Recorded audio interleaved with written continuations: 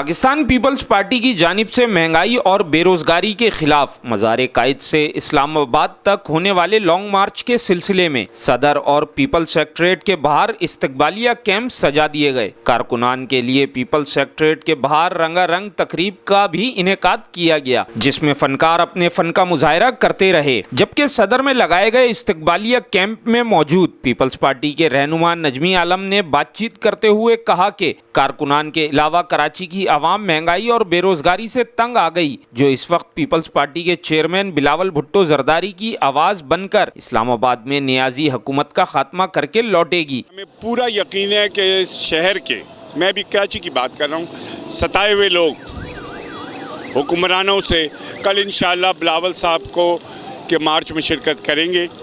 सब तो इस्लामाबाद तक नहीं जाएंगे, लेकिन जो इस्लामाबाद जाने वाले वर्कर हैं वो जाएंगे। लेकिन हमें कल कराची की आम पब्लिक से बड़ी उम्मीद है कि जो हमें रिस्पांस मिल रहा है, हमारे कैंपों पे लोग खुद आके कह रहे हैं कि खुदा के वास्ते करो कुछ कि इस मुसीबत से हम, जिस मुसीबत का नाम इमरान खान है, इससे जान छूटे। अगर आवाम अब भी नहीं निकलेगी, बेहस होकर बैठेगी, तो फिर इनका मुस्तकबिल नहीं रहेगा। एक पेनाडोल जैसी गोली जो मेरे ख्याल हर आदमी इस्तेमाल करता है, वो 22 रुपए का पत्ता हो जाना इससे बड़ा जुल्म नहीं है। किसी के सर में दर्द होता है, पेनाडोल खा लेता है, हम आप रोज़ इस्तेमाल करते हैं। वो लोगों की दस्तरस से निकल रही है। महंगाई ने बुरा हाल किया, पेट्रोल बम ये गिराएंगे। देखिए बात ये होता है, ठीक है इंटरनेशनल मार्केट में कीमतें बढ़ रही हैं, हम समझते हैं, लेकिन हुकूमत किस मर्ज़ की दवा है? हुकूमत ने तो ये बनाया हुआ है कि जो भी आए प्रेशर आवाम पे डाल दो।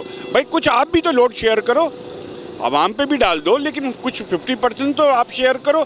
आप तो एक पैसा शेयर करने को तैयार नहीं हो, आवाम पे डाल देते हो सारा बोझ, और उसका रीज़न इंटरनेशनल मार्केट में कीमतें बढ़ गई।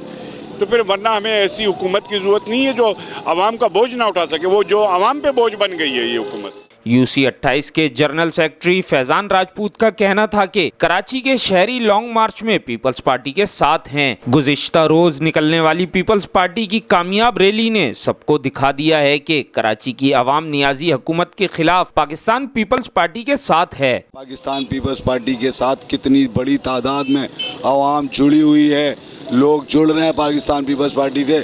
और इस लॉन्ग मार्च से इस नियाजी सरकार जो महंगाई है, जितना जुल्म ये आवाम के ऊपर कर रहा है, तो आवाम इससे बेजार हो रही है। आवाम ढूंढ रही है, आवाम कुछ ढूंढ रही है, कोई सहारा ढूंढ रही है जो इसको भगाए। तो इंशाअल्लाह वो सहारा आवाम का पाकिस्तान पीपल्स पार्टी बनेगी।